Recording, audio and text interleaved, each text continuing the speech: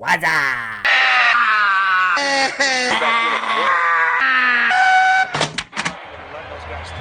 So what's up, B? It's perhaps the only time of year when people hop online to look up and talk about advertisements. The Super Bowl commercial spot has become penultimate of promo videography. What makes a great Super Bowl commercial, and how can we take this to become better videographers ourselves? Well, here are 5 quick essentials of great Super Bowl commercials. First of all, they have to entertain us, and they do this principally by making us feel something. Comedy and laughter, nostalgia and warmth, heart-tugging pathos. You have 30 to 60 seconds to evoke an emotion that is primal. Maya Angelou's, hope I'm pronouncing that correctly, sage words were never more true than for TV ads. People will forget what you said, people will forget what you did, but people will never forget how you made them feel. Budweiser's 2013 Brotherhood, Doritos 2014 Time Machine, or He Gets Us 2023 Love Your Enemies spots all evoke strong, entertaining feelings that we love. Secondly, they demand our attention. No environment could be laced with more distractions than a Super Bowl party. From dozens of half-drunk friends, arguments over the calls referees are making, junk food galore, and that hot girl across the room you want to ask out, you know a commercial has really got it if it can reach through all of the stimulation and arrest your eyes, your ears, and your brain. How do you do this? By being different from everyone and everything else. In the words of the 1982 Levi's Black Jeans ad campaign, when the world zigs, zag. I will never forget watching the 2021 Super Bowl amidst the usual big game chaos when the Oatly Wow Wow No Cow ad came on. Inexplicably, the entire room of people went quiet and were literally transfixed with mouths open staring at the TV for the entire 60 seconds. Or the OG greatest Super Bowl commercial of all time, Apple's 1984.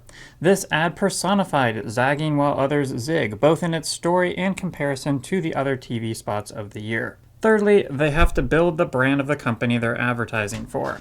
Think of brand as trust. A brand makes a promise that is either fulfilled or broken, and everything a company does is brand. Branding is meant to reach a specific narrow target market with a promise and then fulfill that promise. Let's go back to the Apple 1984 commercial for a moment.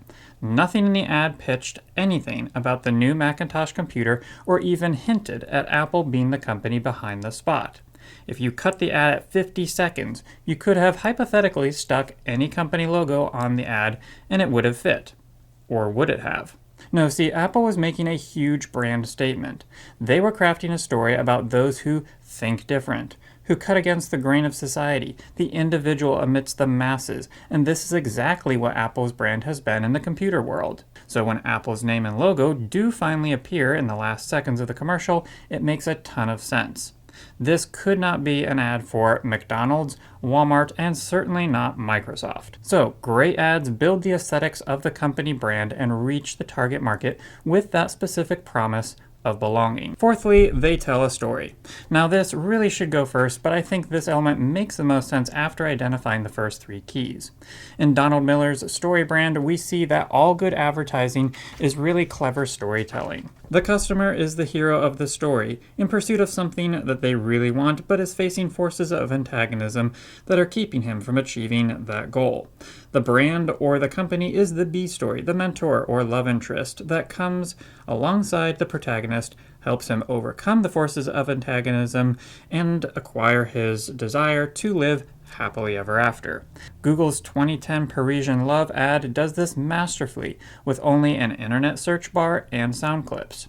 Amazon's 2021 Alexa Loses Her Voice does a clever story inversion. When Alexa loses her voice and is substituted with celebrity input, we realize how much we depend on Alexa to help us in our everyday life.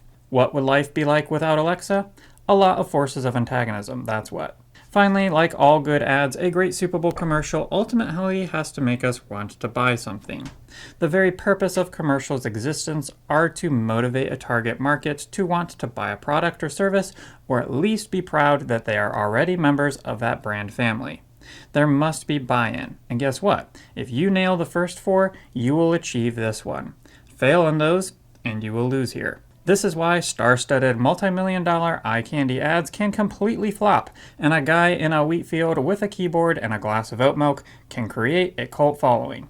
So remember these 5 tips the next time you make a promo video for a company. Make your 30 to 60 seconds count like the big boys have to do every February. And let me know in the comments below what you think of this list and which Super Bowl commercials are the greatest of all time and which were the ones that were the best this year. I hope this video was helpful because though I won't be seeing you in the next one, you're sure to see me. Rough.